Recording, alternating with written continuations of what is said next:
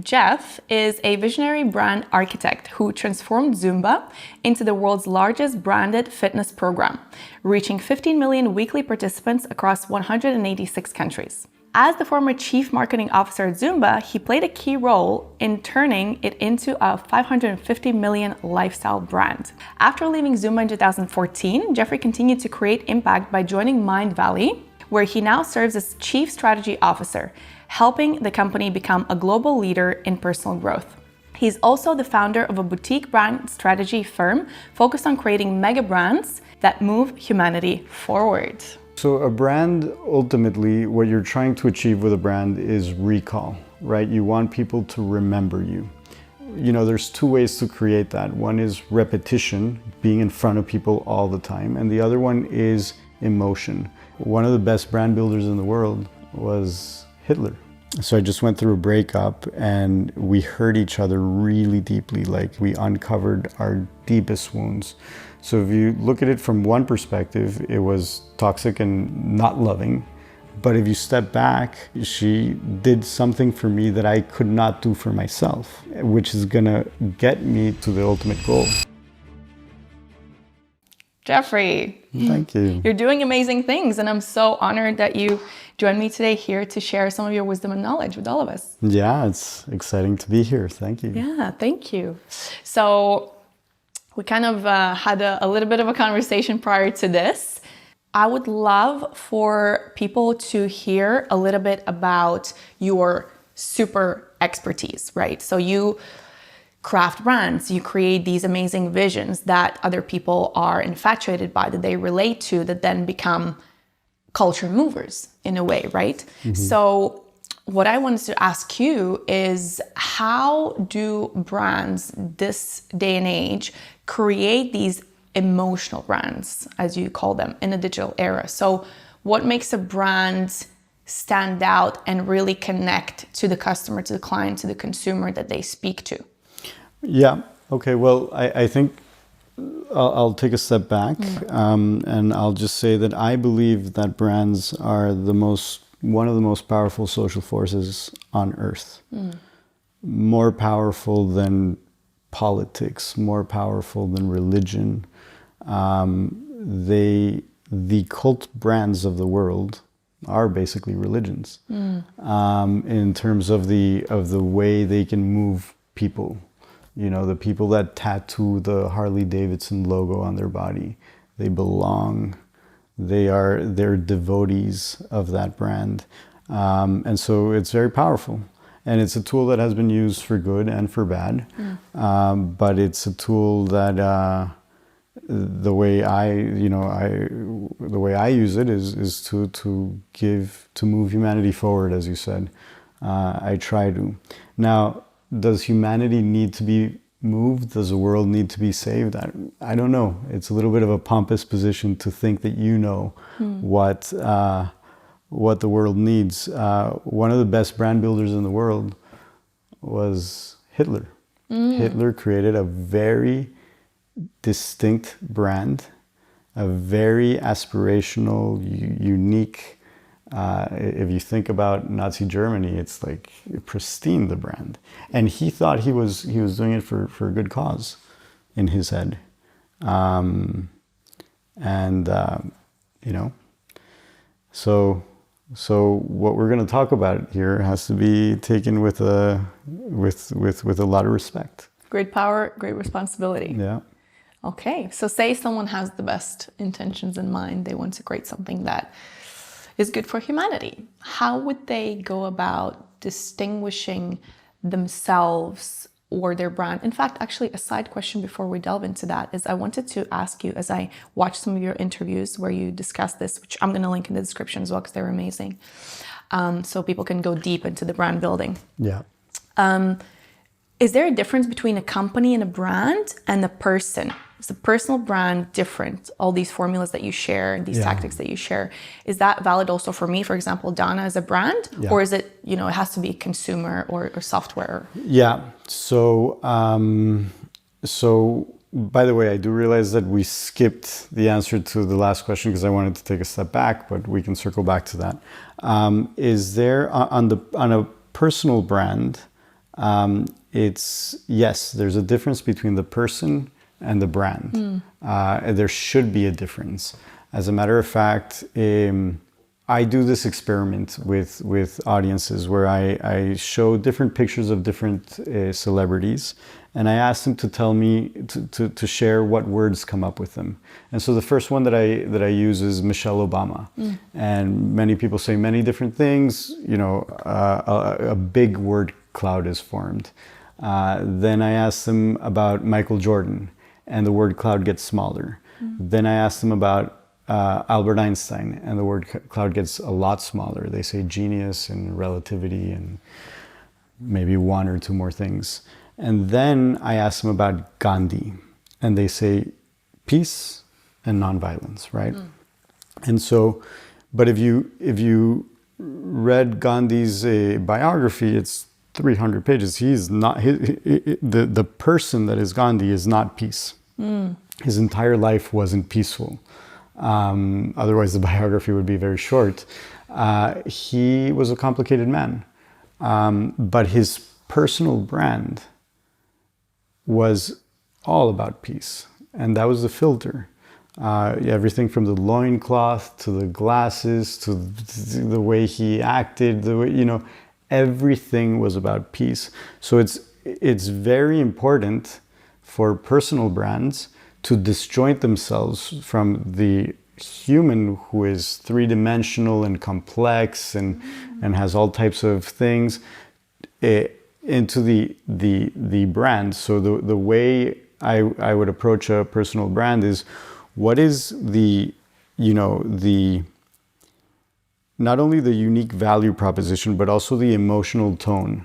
My friend Wim Hof is a good example, right? So the value proposition of the Wim Hof brand is hack your biology, right? And there's many biohackers, but what he brings to the table that no other ones bring to the table is that energy of, where's the cold water, motherfucker? I mean, you're around him and you get into that frequency, right?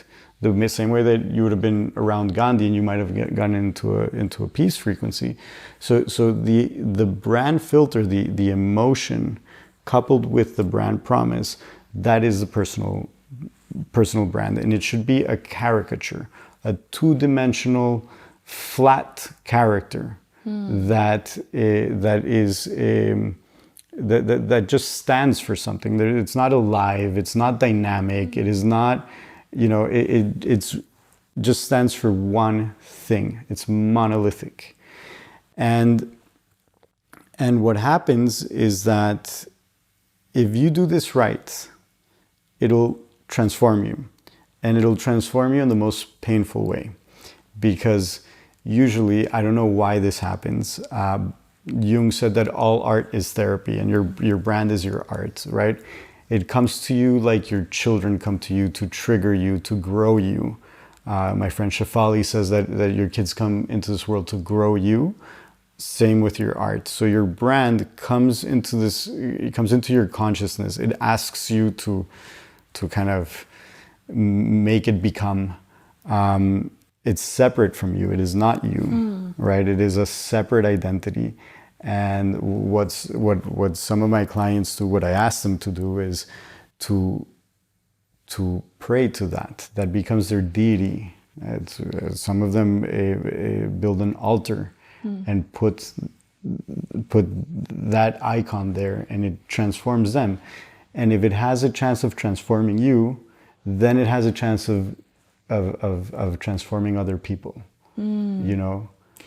So this is it's really fascinating, and I'm kind of listening to this and trying to apply it to my own life. I really resonate with what you're saying, and I see this power of brand as we're discussing it. So questions that emerge for me are, one, so you do create this personal brand of yours, of your business, of your mission, of your ethos, and it is in fact a separate entity, as you're saying. Yeah, that's very important. So that's really almost counterintuitive to what I've been observing and what I've been fed in a way from social media, where there is everything is online 24/7. Everyone's sharing stories 24/7. You're supposed to be authentic and share all of your thoughts everywhere all the time.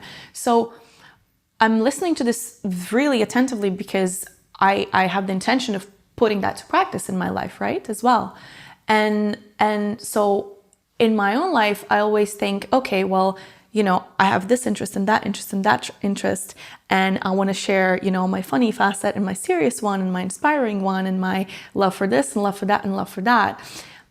I know from a brand perspective that really doesn't work, because you can't be everything. You can be as a person, clearly, as we're establishing here, but your brand, as you compare Michelle Obama versus Gandhi, you're implying that the real power of our true real brand is a singular, immediate association, right? Yeah. So I need to somewhat repackage and narrow it down to this one singular thing. So I guess what I'm trying to understand is how in this age, first of all, how in this age of all-time presence on social media and all-time vulnerability and expose, do you distinguish between yourself and your brand? And then secondly, how do you choose that one singular focal point that you want your brand to be? Is that your ultimate purpose and mission, what you want to deliver to people, or something else? So a brand, ultimately, what you're trying to achieve with a brand is recall, right? You want people to remember you, right? That's the point. And there's two ways to create that. One is repetition, being in front of people all the time. And the other one is emotion. Everybody knows where they were on the morning of September 11th because there was a lot of emotion that day. So when you couple an emotion with a brand, that's what creates a memory. And it should always be the same emotion, because that's called limbic imprinting. What happens is that it's a neural pathway that is being developed in the brain, right? So this brand equals this emotion, this brand equals this emotion, this brand equals this emotion, right? Eventually, when you're yearning for the emotion, you think about the brand, right? Harley Davidson equals irreverence, Harley Davidson equals irreverence, Harley Davidson equals irreverence, and eventually, if I'm feeling like I want to be rebellious or irreverence, I might think about Harley Davidson, maybe, Gandhi equals peace, Gandhi equals peace, Gandhi equals peace. What the very few brands in the world that are able to own that real estate in your head, in my head, in everybody's head, have become monolithic in creating that emotion. And the more they fire together, the more they wire together, the more you create that neural pathway. And that is, that's the magnus opus of branding. Nobody on social media is doing it right. I don't think, I don't have be authentic. Okay, everybody can be authentic and nobody's memorable, but you that's what you want. You want somebody, when I'm yearning for that tone that Wim Hof gives, only he can give me that, right? And I know Wim, and he's not always that way, but when the cameras are rolling, he is that person. So when you're creating a personal brand, you're stepping into character, and that character is easy to understand. That character is not complex. That character has one message and one emotional tone, and you have to become monolithic. I get that. I understand. Yeah. Okay, sorry. So we deviated slightly, but let's backtrack. So we started with the emotional, let's say, imprint and connection and communication from brand to the customer. What are the ways, or what are the tools that with a personal brand or a business can think about when they want to reach you? So the way I divide the world of brands is there's a functional layer, There's an experiential layer or emotional layer, and ultimately there's a transformational layer. So the functional are, what's your promise, right?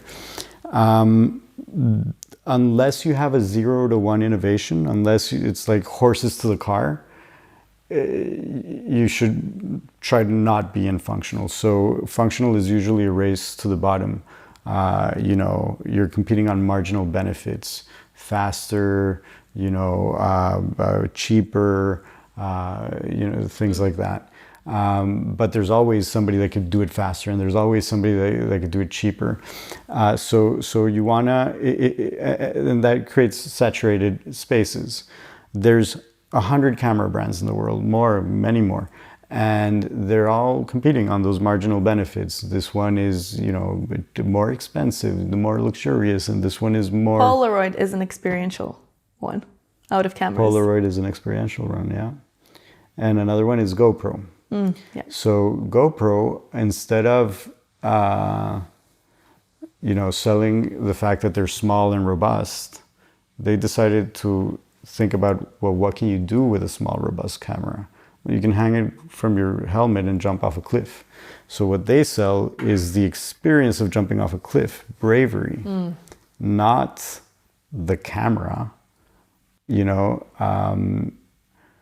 Airbnb used to sell. They used to be a tech company. They had a blue logo, remember? And there was a tech company that facilitated finding places to stay. And they were hovering at around the $3 billion market cap when they hired Paul Stafford from Design Studio to rebrand them. And what Paul found was that the Airbnb experience, the emotional experience of Airbnb is belonging, is when you're in a foreign country and your host family invites you to break bread with them. And even though you don't speak the language, you feel a sense of belonging. Belong anywhere became their slogan. Their logo became a house and a heart. The whole thing oozes belonging. As a matter of fact, I heard that they had to terminate a bunch of people. And even in the termination letter, they found a way to weave in the message of belonging, right? And then Airbnb catapults to a $33 billion market cap while the other ones stay flat. The power of branding, of moving from the functional category into the experiential category. You sell an emotion. You create a memory. You create yearning for that emotion. And then there's the next transition, which is creating a new identity. So Harley Davidson not only sells the functional benefit of the motorcycle on the first category, they also sell the emotional experience, which is irreverence. And then they also create a new identity, the biker rebel. People rode motorcycles before Harley, but that biker rebel with a handlebar mustache and the neck tattoo that doesn't give a shit about your authority, that person was created. Specifically in the movie Easy Rider, they planted that identity, and then other people aspired to become like that, and so it's those brands that create identity that are truly the aspirational brands. Nobody aspires to be a logo and a color palette. People aspire to be other people. Yeah. Right. So it is those brands that create social movements. They become the cult brands because people want to be like that. They want to dress like that. And so back to the personal brand, the reason why it's not you, another reason why it's not you, is because you don't want to be a cult leader. You want people to aspire to be a two-dimensional character that has a particular mission in life, that has a particular way of being, and you are one of the devotees, and there can be others. Yeah, this is such an interesting thing that I'd never thought about, because again, the messaging is that of, show yourself all of yourself, give all of yourself. You are your brand, basically. That's what thus far I've been hearing. So this is a big, transition in the way that I'm seeing it. And it certainly, I guess it makes things easier and harder at the same time. Yeah, it's really hard. Yeah. To reduce yourself. Yeah. To one message. Yeah. One emotion. Yeah. As any coach will tell you, the beginning is the hardest thing because you're asked to niche, you're asked to choose who you want to serve. Yeah. And any coach that got into the business for the right reasons of helping people is going to be like, no, I want to help everyone. Well, no, I don't think you need to niche your target audience, but I do think that you need to not be everything to everybody. Yeah. It's like you meet a person at a party that is like, I'll be whoever you want me to be, and immediately it's like, oh, I don't, absolutely. stand for something. Well, you mentioned something else. We spoke about movement, right? And kind of moving these masses and engaging like larger, amounts of people. So one of the things that obviously you succeeded very well at doing in Zumba is creating this really strong community, really engaged community. And in fact, from me observing even the brands that I know here in London, these amazing companies, people that I know, the ones that are most successful and memorable immediately as brands as well are the ones that have this community aspect just baked in. You see it as a part of their brands that they have people around them. They're run by a group of real people and they're surrounded by clients that are these other people and they're all aligned somewhat, right? Which is kind of a definition of a community, right? Yeah. End of the day. So if you have any, input on this, could you share what, in your opinion, is the secret sauce of gathering a community around your brand? Well, listen, in my world, branding has had, let's call it 3 phases plus a bonus phase that I'll go into. So the word branding starts when we start branding cattle, to represent that I own that cattle. And we also branded slaves. I own that slave.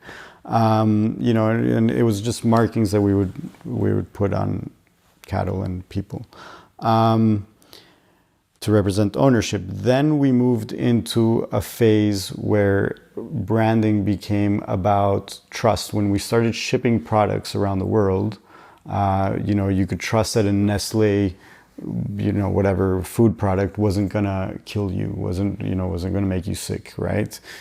The irony there, right? It doesn't escape me. Then nowadays, branding is not about I own this cow or this person. It's more about I belong to this community. So people will brand themselves. There's hundreds of people with Zumba logo tattooed on their body. Thousands of people with the Harley Davidson logo tattooed on their body. They brand themselves. They own it. Because they identify with. Because they identify with the values of the brand. They want to become, they aspire to be that hero, that archetype that the brand creates, right? So the way to ignite these social movements is to create that hero, to create that person. So I don't know if you're old enough to remember Apple in the 90s created an ad that said, I'm a Mac and I'm a PC. And I'm a Mac was a cool guy with a hoodie and a t-shirt, and then I'm a PC was a guy with a suit and a tie, and he was very dorky and he was very stuffy. And the suit and tie guy was the way entrepreneurship looked before Apple. And Apple created this new identity. And therefore, they created a new generation of entrepreneurs. I mean, the way Jack Dorsey and in the beginning, Mark Zuckerberg and, all of these people dressed, all of these people, their disposition towards work was much more about disruption than about growth, Apple created this identity, which created a whole generation of people, right? Defined a whole generation of creative entrepreneurship, let's call it.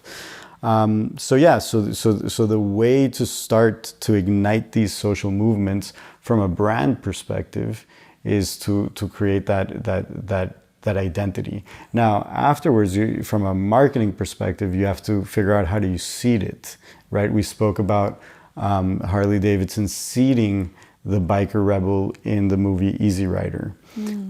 Was that a purposeful move? Yes. And then,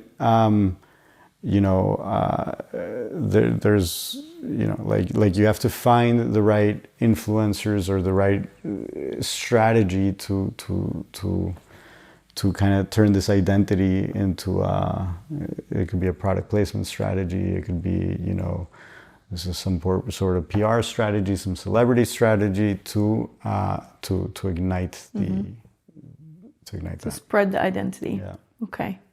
Fascinating. Yeah, that's how that works. Thank you for sharing that. I think people will be taking a lot of notes.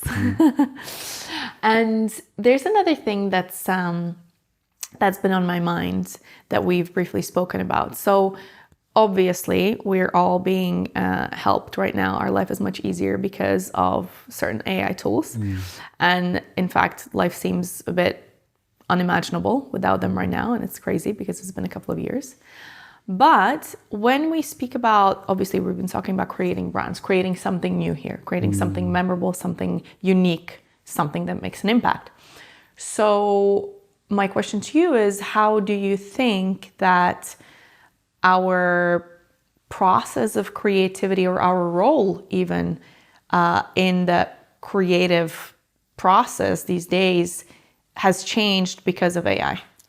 It used to be that art required two things. It required... Can we define art, first of all? Art, to me, is the thing that moves the human soul, the thing that transforms people. So the reason this is relevant for me is because there are many books and, and programs that teach you how to create a brand by formula. But that's how you create a mediocre brand. Because if you want to create a brand that moves the human soul, you have to look into art. They have to be, how do you create the Mona Lisa? You don't do it by formula, right? And if you look at all of these artistic masterpieces of the world, they don't have anything in common. There is no formula, there's nothing. But when you dive into their creation stories, the way they were created, then you start seeing a pattern. And the pattern is that, the writer's writing and the characters come alive and tell her the way the story is going to go. Or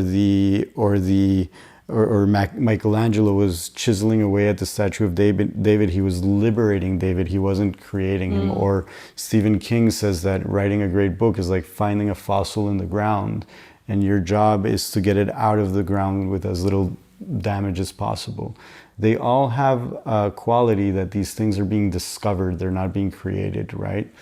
And they're coming through the artist, not from the artist, right? It's like the hand of God is moving you. Agreed. And that's a uniquely human thing, I believe. As a matter of fact, the heart. So I used to work with this company, Heart Math, that measured the way the heart sends and receives information. And basically the heart is the most electric organ in the body. And when you have an electric... more than the brain. More than the brain, way more than the brain. And when you have an electric current, it creates an electromagnetic field. And the heart sends and receives information through this electromagnetic field, the way our cell phones send and receive information through an electromagnetic field. The type of information that the heart sends and receives is intuitive. Now, there's three types of intuition. There's a nurse walks into a patient's room and they know that the patient is going to flatline. They don't know why, they're intuiting. That is unconscious pattern recognition. So she's seeing a lot of data coming in, and some of that data is telling her that patient's going to flatline, right? So AI can solve that. AI will take that job, if you will, right? Then there's a second type of intuition, which is empathetic intuition. I know what you're feeling, right? I can resonate with your feeling. While I don't think that AI or technology can ever do that thing where two nervous systems are kind of vibing together the way two guitar strings will start resonating with each other. Technology can certainly understand how you're feeling, facial recognition, vocal recognition. There's a lot of technology that is designed to understand how you feel. But the third type of intuition is what they call non-local intuition. So it's that a mother knows that her kid is in trouble on the other side of the world. Or better yet, that her kid is gonna be in trouble on the other side of the world. And we've all had experiences like this. That's spooky, right? That type of intuition is non-local, and it's not non-temporal. And I believe that is very similar to what Michelangelo felt when he was chiseling away at David. It has the same quality. And I believe that is the seat of the creative revelation. And I believe that that's a uniquely human thing. So if in the industrial age we automated physical strength, before that, physical strength was the only thing that mattered. Can you plow the field? Can you kill the animal? That's the only thing that matters for survival. Then we automate that. And imagine how scary it must have been for all of these farmers, that many of them died because the machines came in and took over their jobs, right? They automated physical strength.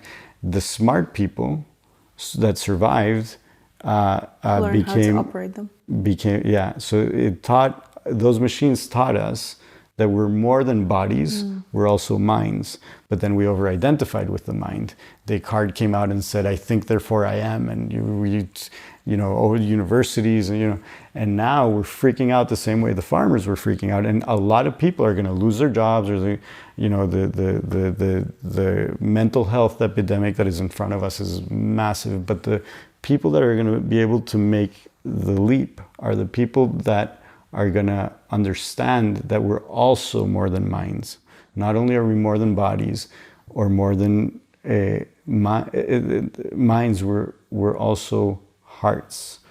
And the heart, its unique mechanism is that it is able to receive a creative revelation. And then you can use technology to materialize anything you want, which is actually very liberating. I mean, you'd have to learn how to play the piano for 20 years before you could actually, send your soul through the piano, right? And now all of that falls away. So I think the next species, if let's say this era has been the mind era. We have figured out, how to send a nuclear bomb to go into a little tiny, hole, and we have figured out the kind of mind rational thing pretty much.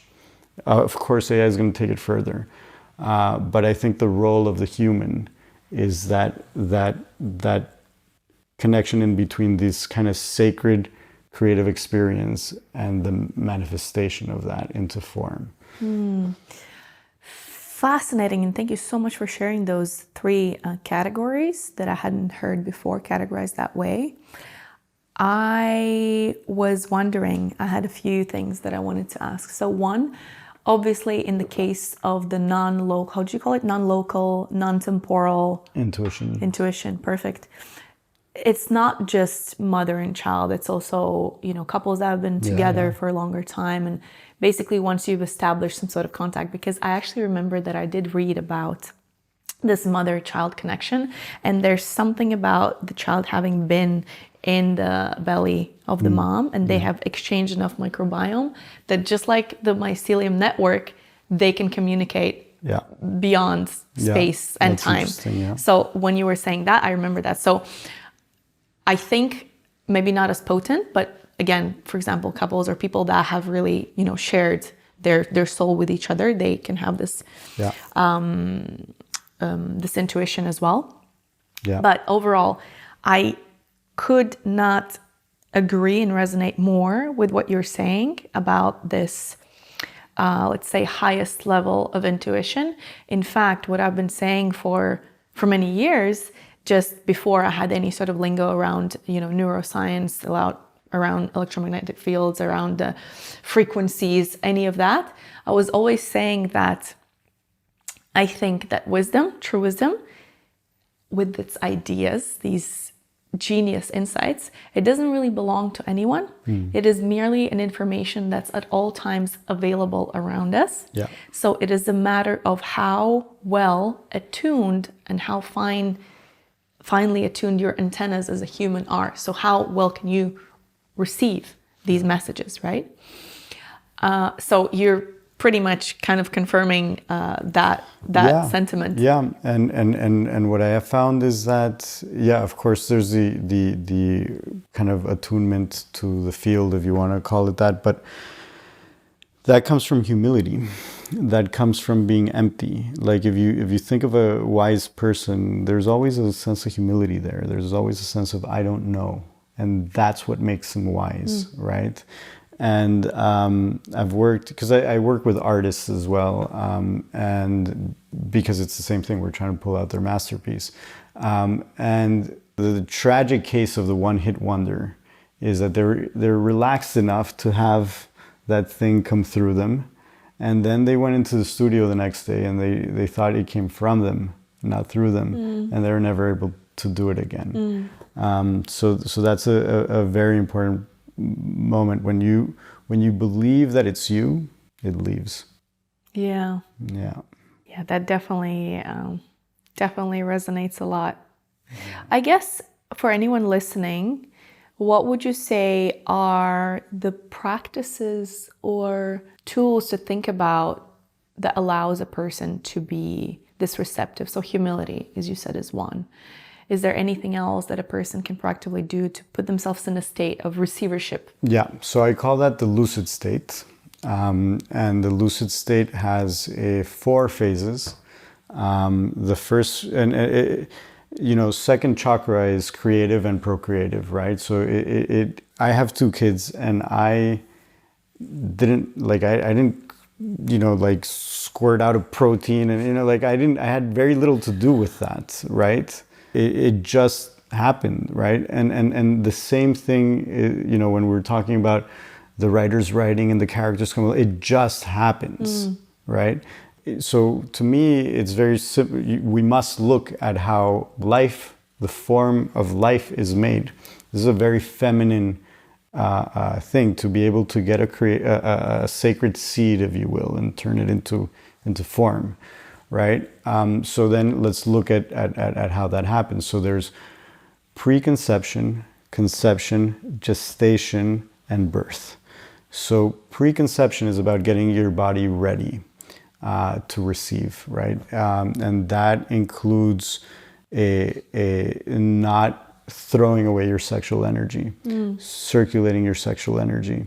This has been written about for ages, right?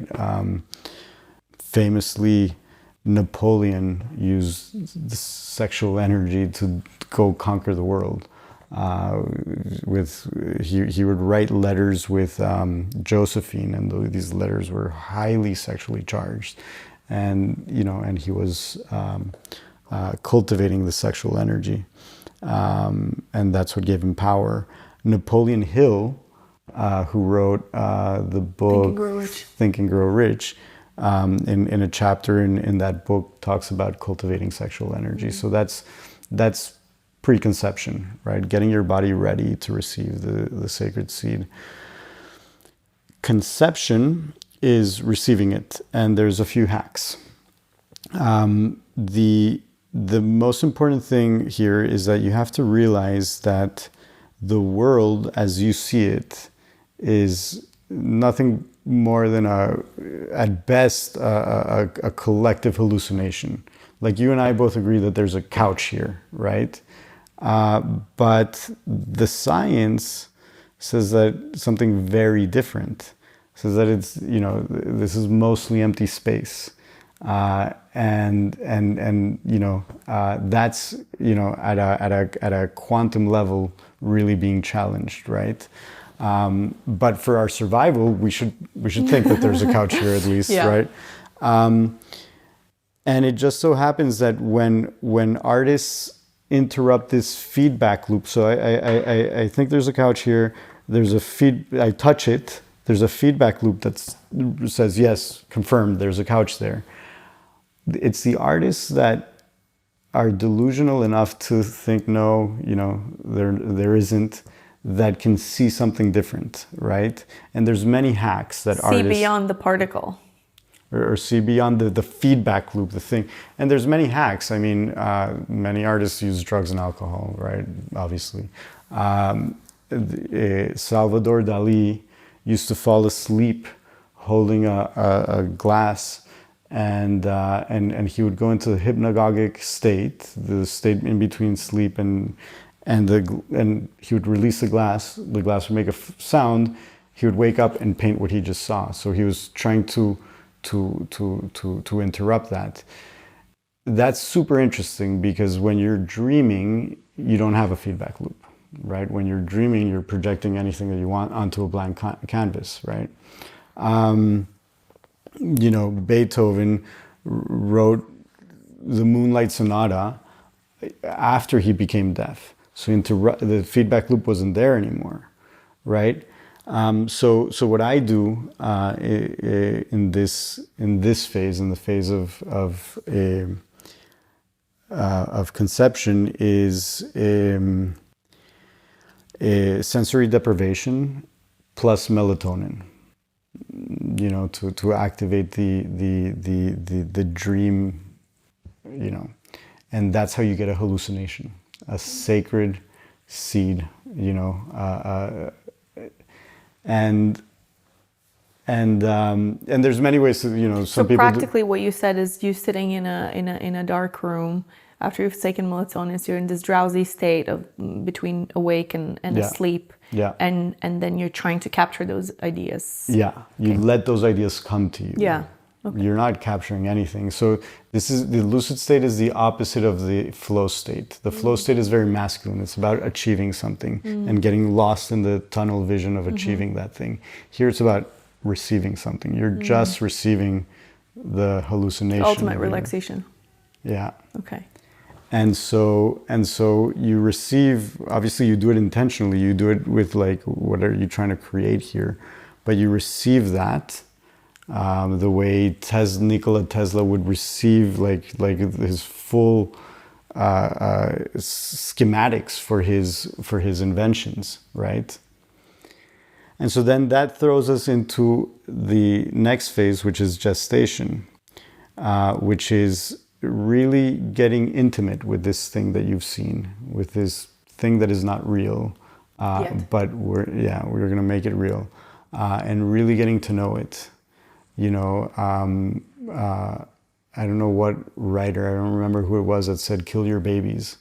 And so what he meant was that you remove yourself from what the thing wants to be, right? So let's say the writer's writing and the characters come alive, and this character says, well, we're going to go over here with the story. And then the writer says, no, you're going to, there's a gun in Act 1 and it needs to be fired by Act 3, so you're going to do this.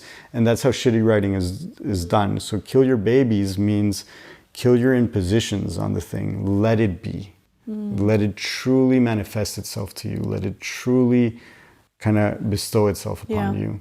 This is what Zumba did. Like every time we tried to impose ourselves on Zumba, we messed up. And every time we let it kind of got out of the way, it became bigger and bigger. The creative intelligence, let it flow. Yeah. And then ultimately it's the birth, and the birth again can be a very painful process, because it usually comes, this creative vision comes into this world, comes to you to grow you, and that's a very painful process. Yeah.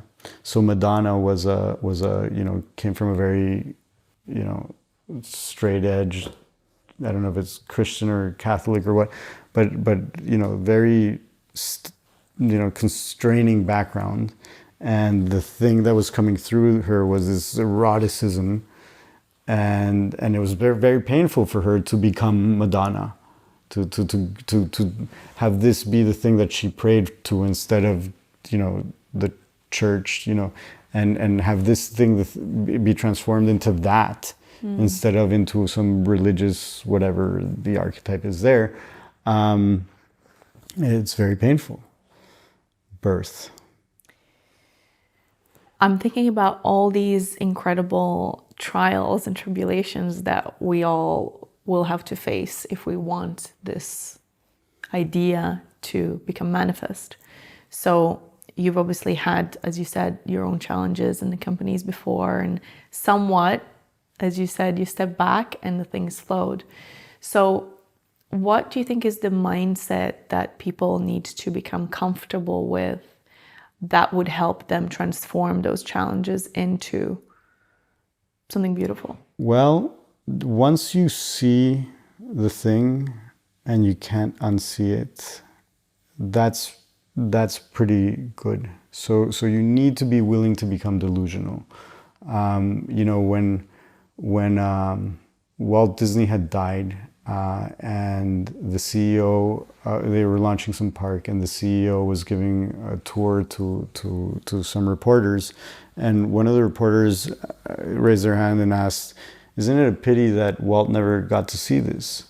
And his response was, "The only reason you're seeing it is because he saw it first."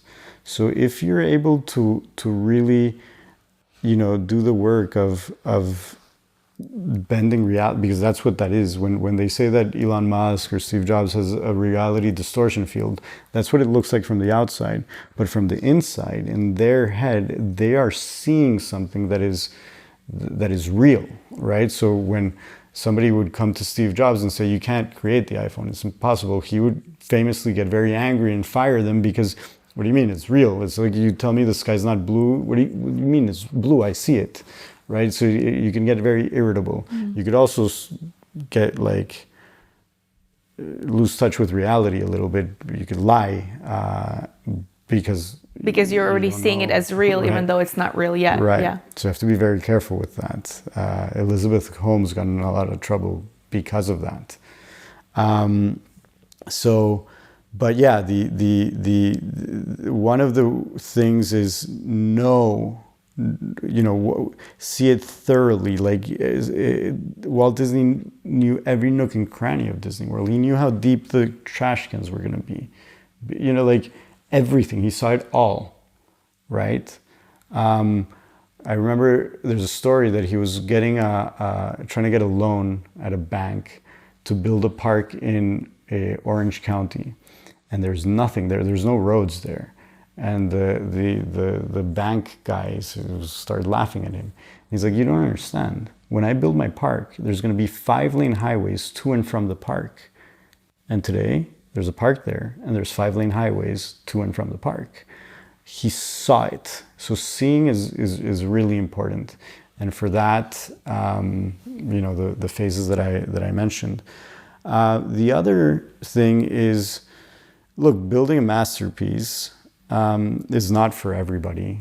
It's not for somebody that wants to get something. If you're here to get something, get famous, get money, there are easier ways to do that than to build an iconic masterpiece. This is very painful. It'll suck up your entire life,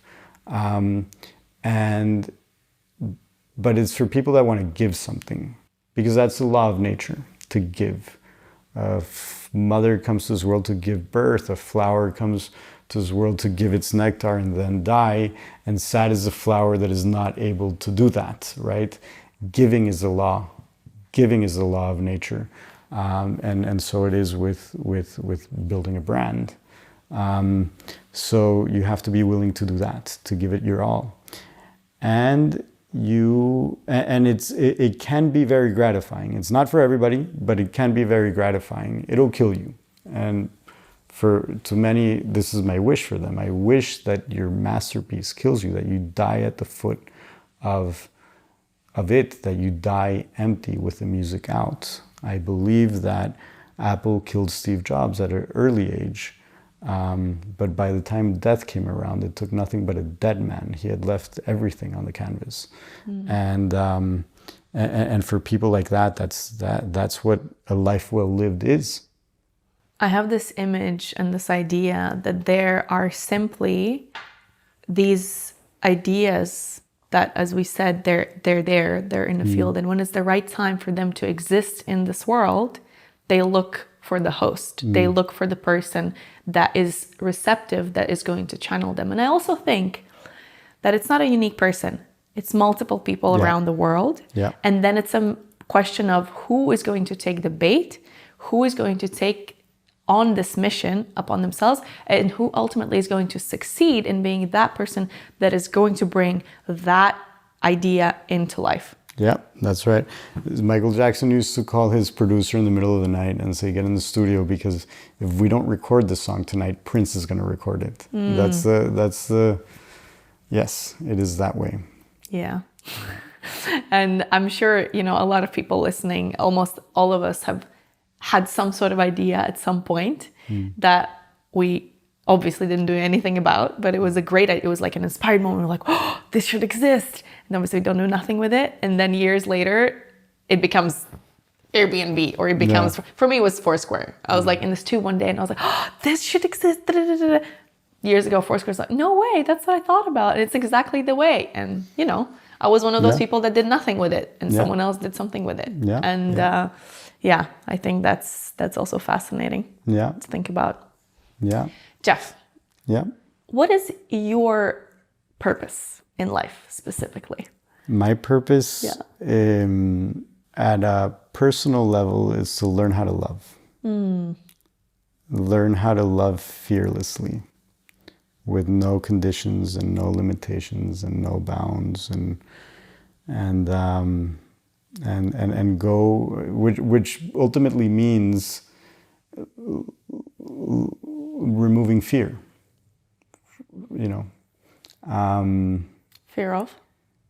Fear of losing control, fear of being abandoned, fear of being hurt.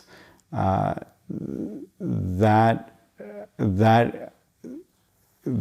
goes back to the Michelangelo's chiseling away at the statue of David. His hands are bleeding. He hasn't slept. He's giving all of himself fearlessly to this thing, and this thing might kill him, and it's okay. He can die now. Right? So I think that is a life path, that is an interesting path, where you're born, there's fear because you're dependent, and you die, like the flower that gave its nectar and can now die. Yeah, we're talking almost about the quantity versus the quality of life. So what would the life be if you never learned to love, if you never loved and were loved? It might be long and industrious and, disseminated with all these accolades. But if you never got to experience love, then was it really a true life? Yeah, and I think, as we know, in the experience economy, people they're not buying things, they're buying experiences. And this gets us closer to, as a species, to the, what are the best experiences, right? And the best experiences, it's cool to go in a roller coaster, but maybe, having a sacred, experience, transformational experience, is even cooler. Maybe this is why psychedelics are having a resurgence right now. But the ultimate experience for a human being, because we have oxytocin receptors in our brains, is love. We're built to experience that. And so yeah, I think that's the point. Very, very worthy goal. I mean, my mom used to always say that everything is love ultimately, and we are love because of loving intelligence. We have come here. Then ultimately, once you peel off all of those layers of the fear of separation, then all that remains is the core, which is love. So that is the most natural state, really. That's right, and I think for me that's a way, a very important reframe to get to my ultimate mission. So I just went through a breakup, and we hurt each other really deeply, like we uncovered our deepest wounds. So if you look at it from one perspective, it was toxic and not loving. But if you step back, she did something for me that I could not do for myself, right? Which is gonna get me to the ultimate goal, right? She broke those scar tissue so that I can, famously there's a story of a woman that gets raped in Central Park, gets jumped, by like a homeless guy, and he's raping her, and she looks him in the eye and she says, "I love you, I love you, I love you," as he's raping her. And the guy breaks down and starts crying, and she takes him home, feeds him a hot meal, and sends him on his way. The heart, her that did not create any trauma. She was able to stay open in love with everything that comes your way. And I mean, wow, that's next level, but yeah. Powerful. Yeah. Jeff, this has been amazing. I want to close this with a fun question. Is there anything that I didn't ask you that you think if I did, it would benefit the audience? If you want, we could, because you said this in the beginning before we start rolling, that maybe you want to hear a little bit of the story of Zumba. Yeah. And the story of Zumba can illustrate a little bit of this kind of sacred experience, so that that it's not hocus pocus, that it's not intellectual masturbation. It happens. It happened with Mindvalley. It happened with Zumba. So Zumba, the Beto, the face of Zumba, was a very poor boy.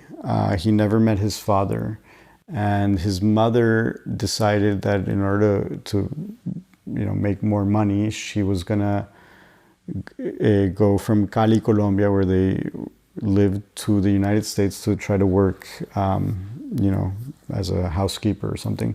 And she didn't have any papers, and she got caught and detained. And so Beto had to drop out of school at 12 and get work. And so he worked at an ice cream store, and he slept there without the owner knowing, and he ate breakfast, lunch, and dinner was ice cream. Wow. And as Beto starts getting older, he loves to dance. Cali, Colombia in the 80s, is full of narcos, and the narcos hire him to dance with the wives while they do business in the back room. And over the years, Beto starts growing up, and he gets a job as an aerobics instructor in a gym. And like the third day of work, he forgets his aerobics music because he's like a creative genius that is very forgetful, like many are. And so he gets nervous, and he reaches in his backpack and he takes a cassette tape of popular music that he had, and he announces to the class that today we're going to improvise. I'm not going to count reps over the music. I'm barely going to give you any instruction. We're just going to dance our hearts out, which is the difference between aerobics and music. Aerobics uses music as a background element. Zumba uses music as a foreground element. So he hits play, starts dancing, and all of a sudden he hears sounds that nobody had ever heard in a gym. People are clapping and cheering and having a good time. And you usually hear people moaning and struggling at a gym, especially back then. So he realizes that he's onto something, and he calls that class, I think it was Roomba size or something like that. And he starts, and it gets popular, the class. And then one day, Beto, with a very naive kind of American dream, decides that he's going to go make it in America. And he buys a one-way trip to Miami. And he lands in Miami, and he goes to all the gyms, and he's trying to get work, and nobody wants to give him work because he doesn't have any fitness certifications from the US. He doesn't speak English. Not that in Miami that's a big deal, but it's just tough to get work. So he ends up homeless again. He ends up sleeping in a park bench, eating a banana a day. And then finally, he goes into a building complex. This is the year 2001. The manager of the gym in the building complex is Colombian. So she's like, you're a dancer, let's see you dance. And so he starts dancing in the group exercise room. And in the back of the room, there's a big glass.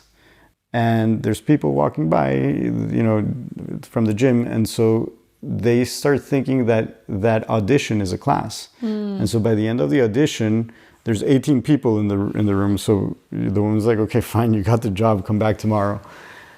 And then the next day he comes back, and there's a little old lady in the back of the room trying to keep up. And that's my mom. And she comes home ranting and raving about this class. My brother, who's the CEO of Zumba now, is a 23-year-old entrepreneur who had just driven 9 businesses into the ground in the dot-com bust. And so he's there depressed, and my mom is ranting and raving about this class, and he's depressed, and it's like, and then my mom's like, you have to meet my aerobics teacher. My brother's like, what am I going to do? I'm a technology guy, and she nagged and nagged and nagged, and she's like, I don't know, you're going to launch a gym or something. And she kept nagging, and my brother's like, fine, I'll take a meeting with the guy. And they met in a Starbucks around the corner from our current office. And Beto rolls up in a car that is like 30 years old, the windshield is broken, and the door doesn't work. So he has to get out on the passenger side door, and he pops out, and there's this scrawny guy, bald, braces. And my brother's like, this is the great Beto that I need to do some deal with. And anyway, my brother gave him 5 minutes. He's like, let's sit down, let's have a coffee. But in those 5 minutes, he tells me that he looked like a man that was sitting on a secret, and he wanted to know what the secret was. So he's like, fine, let's go look at one of your classes. And this guy in the class, like, he grew 3 feet. He was dangling from the speakers. He would get off the stage and like spank people in the eye. I mean, it was madness. And so my brother's like, okay, let's record a video of this thing. Let's name it Zumba. Roomba means to party in Spanish, Zumba, whatever. And let's try to license it to an infomercial company that sell products on television. And so they're going into the shoot, but the shoot, they only have $2,000, and the shoot costs $3,000 because part of the cost was that they wanted to build a floor on the sand on the beach. And so that's how the third partner comes in. My brother calls his best friend, and he says, look, help me build this floor, and and I have this stupid business idea, I'll give you 33% of the company. And so that's how the third one comes in. And Best return of investment in the history of all time. Yes, yes. But he's the CEO, COO of the company, and he's done a great job. So then they film this thing and they take it to different infomercial companies, and nobody wants to touch it. And then finally they go to like a tiny one, and the boss looks at it and calls the boss, and then finally they call the big boss, and then the big boss comes down and he's like, look, if you get me a date with that blonde on the video, I'll run this.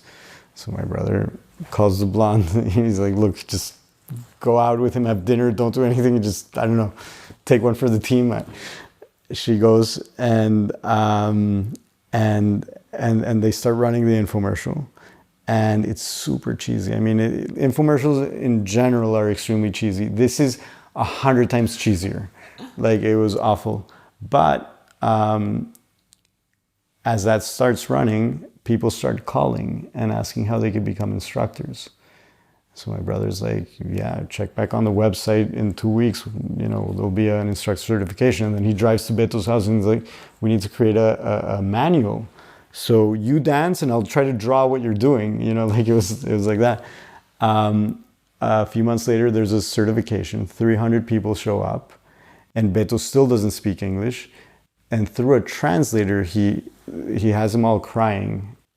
He's super charismatic. And so we're off to the races on the instructor certification business. So interesting that it became instruction certification rather than just people buying DVDs and dancing to it, right? Because that would have been my first thought. Well, no, but when the infomercial is running, they are buying, it wasn't DVDs, it was VHSs at the time. Right.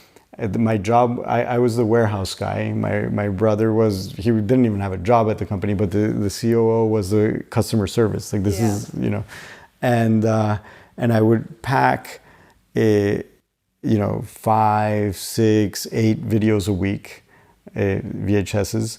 But the box was bigger than the FedEx envelope, so I had to always like mess with the FedEx envelope, and and I would take 4 or 5 of them per week. That was that business line, and then there was the instructor certification line. The reason, the underlying theme of what I've just told you and what I'm about to tell you is that this is a story of listening. Beto, when he pressed play on that music, he listened. People were clapping and cheering, and he thought this might be a good class. When the infomercial starts airing and people start calling, asking how they can become instructors, instead of saying no, we listened and we created that. Listening to your masterpiece, listening to what wants to be. One of the big questions that I always ask my clients is not what do you want it to be, it's what does it want to be. I don't care what you want it to be. I care what it wants to be. With your child, it's the same thing. I don't care if you want your child to be a doctor or a lawyer. What's his essence, right? And the same thing with an artistic masterpiece or a brand. So then we're off to the races. To date, we've certified over 1 million instructors. Then in one of these certifications, we start seeing that they're recording, they're filming it. So we're like, we listened, instead of saying, no, you can't do that, why? And we realized that instructors need music and choreography to practice at home and to keep their classes fresh. So we created the instructor certification the Zumba Instructor Network membership for instructors, that not only do they get choreography and music, they also get to post their classes on Zumba.com, and stuff like that. And there's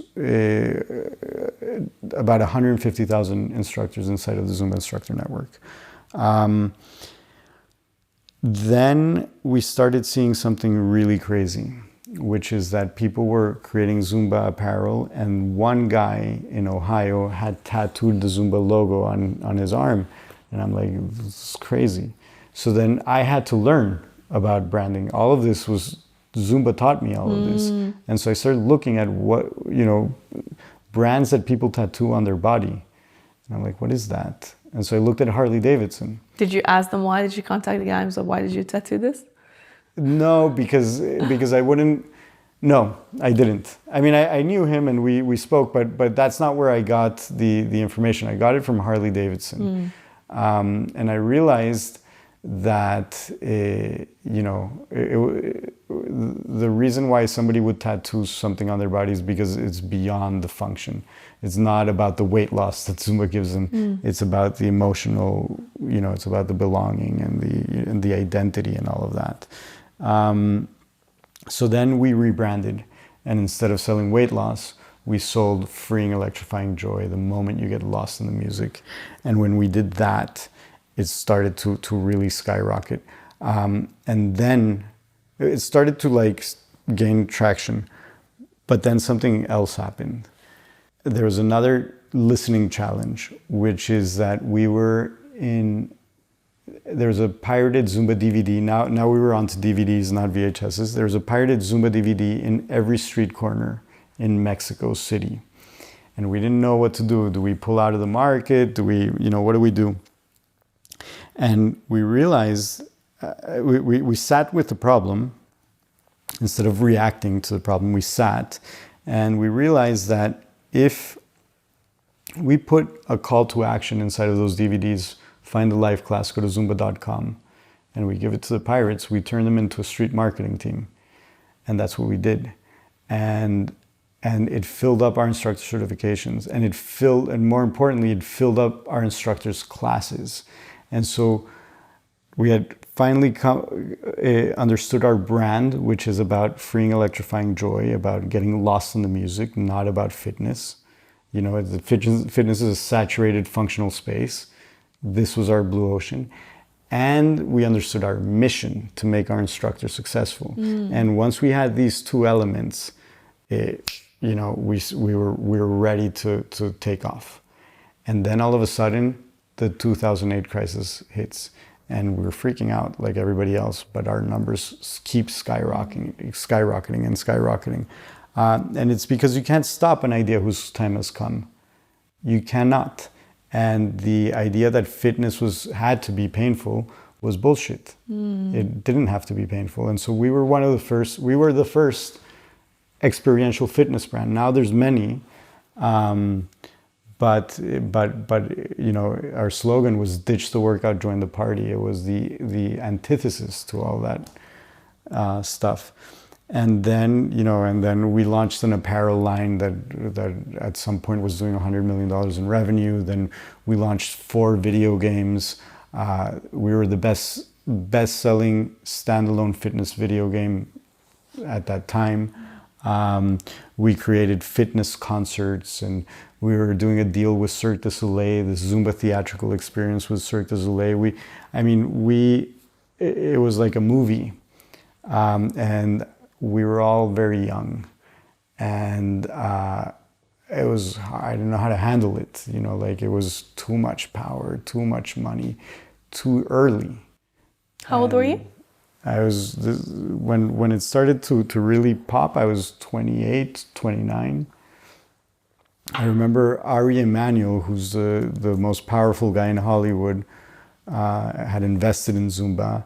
And, I had him in my back pocket whenever I wanted. I would land in Los Angeles and it was my town. We had access to everything and everyone. And it was a lot. So I respectfully bowed out eventually. Yeah, I'm still a partner, but, Yeah. How is it doing now? Zumba is maintaining. It's a 23-year-old brand, and but it's maintaining. Look, when you own an emotion, your staying power is much longer than when you don't. Can you own an emotion? Be associated to? That's your brand power. When you own that neural pathway between an emotion and a brand. Which is why it's so important to have a very clear free electrifying joy. Yeah, exactly. Very specific description. Yeah, the more specific you get, the more the cleaner it is. Coca-Cola owns happiness. First of all, their product doesn't actually deliver happiness; it delivers diabetes. But secondly, which is a brand violation because your brand should dictate your product, right? But secondly, happiness is very broad, so they have to bankroll that, you know, and that takes a lot of money to do that. But if you get very specific with your emotion, then it's more ownable. Amazing. Yeah. Thank you so much. Thank you. Super insightful. Yeah. Is there a message that you want to tell to the audience? Yeah, just go out and build cool shit, because, you know, life is short, but make sure that it's transformational, that it moves humanity forward in whatever way you think it should be moved forward. Yeah. Beautiful. Thank you so much. Thank you. Hello friends, if you enjoyed this episode, please make sure to subscribe and share it with someone. I would love to hear your feedback and suggestions as to what guests you would like to see on the show next. See you next week.